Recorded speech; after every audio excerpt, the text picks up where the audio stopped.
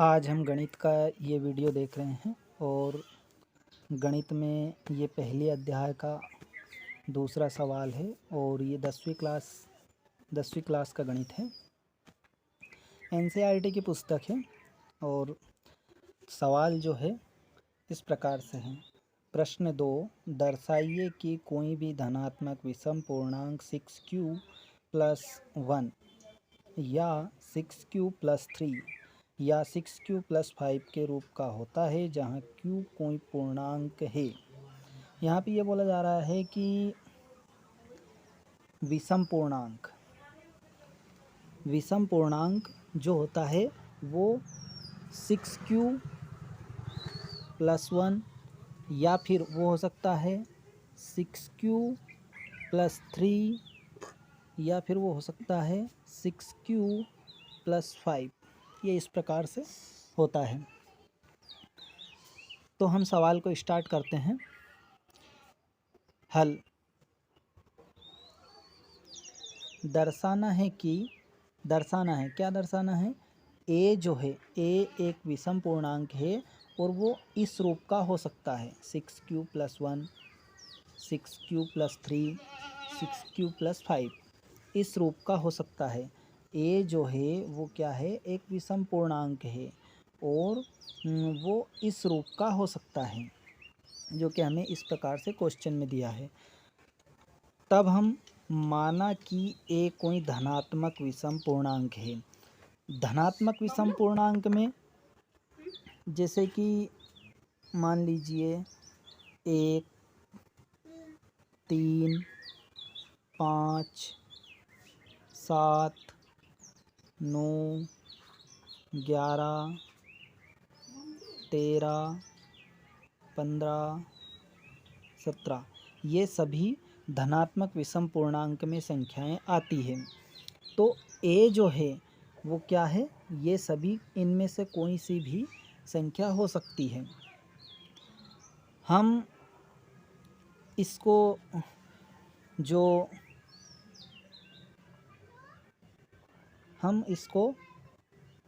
जो धनात्मक पूर्णांक है उसको यदि विभाजित करते हैं, जैसे मान लीजिए जहाँ b बराबर 6 होगा, हम यहाँ पे b को 6 के बराबर रखते हैं। b बराबर 6, इसको ऐसा लिख देते हैं b बराबर 6 इस प्रकार से। जहाँ b बराबर 6 जब हम 6 को a से विभाजित करते हैं, जो 6 है हम उसको किससे विभाजित करते हैं? 6 से a को विभाजित करते हैं। जैसे मान लीजिए हम ले लेते हैं 17 और 17 को यदि हम 6 से विभाजित करते हैं तो क्या बचेगा? 6 दूनी 12, 2 बार कटेगा। ये 6 दूनी 12 कितनी बार कट गया?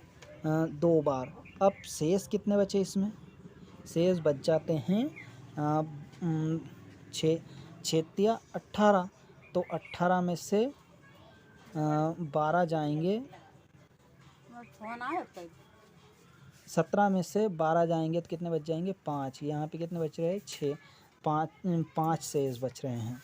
इसी प्रकार से यदि हम मान लीजिए 19 ले लेते हैं और 19 को 6 से विभाजित करते हैं तो 6 तिया 18 कितनी बार कट गया? ये 3 बार कटा। 6 तिया 18। जैसे कि हमने यदि 19 लिया और ए को हमने 19 माना और 19 को हमने 6 से भाग दिया और 6 से यदि हम 19 को भाग देते हैं तो 6 तिया 18 3 बार कट जाता है, लेकिन शेष जो बचता है वो कितना बच जाता है? 1 बच जाता है। यहाँ पे पहला शेष हमारा जो बचा था वो 5 बचा था, फिर 1 बच गया। और दूसरी संख्या देख लेते हैं हम, जैसे कि हम ले लेते हैं दूसरी संख्या 21 ले लेते हैं। 21 को यदि हम 6 से भाग देते हैं तो 6 से हम जब भाग देते हैं तो 6 तिया 18 कितनी बार कटा? ये 3 बार कटा। और 21 और 6 में कितने का अंतर है? 3 का अंतर है ना। ये 3 बच गया। इसके बाद में पहले 1 बचा था, फिर 5 बचा था, फिर 3 बचा था, और भी देख लेते हैं हम। अब मान लीजिए हम ले लेते हैं 23। हमने ये लिया 23 को हम 6 से काटते हैं तो 6 तिया 18, ये भी 3 बार कटा, और शेष कितना बच गया? 18। इसमें बच रहा है शेष 5 बच रहा है, ये 5 बच रहा है। ठीक है, तो इस प्रकार से हमने देखा 1 शेष बचा, 3 शेष बचा, 5 शेष बचा। ठीक है, ये सारे हमने प्रयोग करके देखे हैं। तो जब हम a को 6 से भाग यदि देते हैं तो क्या बच जाएगा? या तो देखिए 1 बचेगा, 3 बचेगा, 5 बचेगा सभी क्या? 6 से छोटा, क्योंकि जिस संख्या का भाग दिया जा रहा है उससे तो छोटा बचना ही है। तो इस प्रकार से हम इसमें मान लेते हैं, इस सवाल में क्या बताया गया है, इन सभी को ये मान लिया गया है 0, 1, 2, 3, 4, 5, ये सभी किससे छोटे हैं? 6 से छोटे हैं। इसलिए ये बता रहा है कि 6 से छोटी संख्या सभी रिमाइंडर बचेगी। तो हम इस चीज़ को किस प्रकार से लिखेंगे कि r जो है, r क्या है? रिमाइंडर है। यहाँ पे r जो है, यहाँ पे देखिए r जो है वो किससे छोटा है?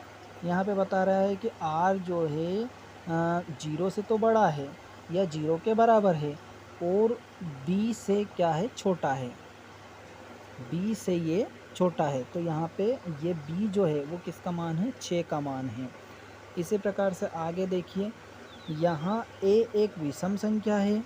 a जो है वो हम बता चुके हैं, हमें क्वेश्चन में भी बताया गया है। यहीं से ये देखिए a जो है वो क्या है? विषम संख्या है, इसलिए शेष भी विषम ही प्राप्त होता है। शेष भी क्या प्राप्त होता है? विषम ही प्राप्त होता है। जैसे हमने अभी देखा, मान लीजिए आप 15 एक विषम संख्या है, और शेष इसका क्या बच रहा है? विषम ही बच रहा है। जैसे कि हमने देखा है कि शेष हमें 1 बचता है, 3 बचता है, 5 बचता है, तो सभी हमें विषम संख्या बच रही है, जो कि सवाल में यहाँ पे लिखा है उन्होंने। शेष होगा 1, 3, 5। इसके बाद में हम क्या करते हैं? यूक्लिड विभाजन एल्गोरिथ्म के प्रयोग से हम पाते हैं। अब यूक्लिड एल्गोरिथ्म के विभाजन से हम क्या पाते हैं?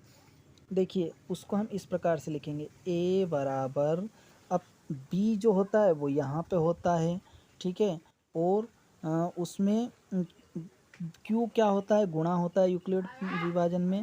यहाँ पे प्लस लगेगा और यहाँ पे क्या रहेगा? r रहेगा। तो ये यूक्लिड विभाजन एल्गोरिथ्म है। यहाँ पे देखिए a बराबर, अब b के स्थान पे हम क्या लिखेंगे? 6 लिखेंगे। q के स्थान पे हम क्या लिखेंगे? q के स्थान पे हम कोई सा भी एक पूर्णांक लिखेंगे। q के स्थान पे हम पूर्णांक क्या लिखते हैं? 1, 3, 5, ये वाले पूर्णांक हम क्या लिखेंगे? q के स्थान पे लिखेंगे। तो ये q यहाँ पे इस प्रकार से हो जाएगा, प्लस r जो है वो क्या है? हमने देखा, सॉरी, ये q जो है यहाँ पे एक पूर्णांक बनेगा। ये q जो है वो क्या बनेगा? यहाँ पे एक पूर्णांक बनेगा, ठीक है, जो कि हम ये मान लेते हैं ये एक पूर्णांक बनेगा। और r जो है वो ये है, r क्या बनता है?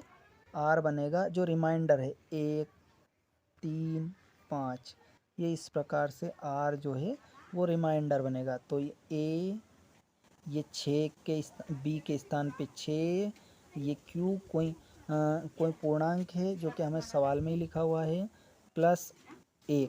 तो ये पहला हो गया, ये वाला, ठीक है। दूसरा वाला जो है वो क्या बनेगा? एक पूर्णांक है और 6 क्यू प्लस रिमाइंडर क्या बच रहा है, दूसरा 3 बच रहा है। फिर दूसरा क्या है 6 क्यू प्लस रिमाइंडर क्या बच रहा है 5।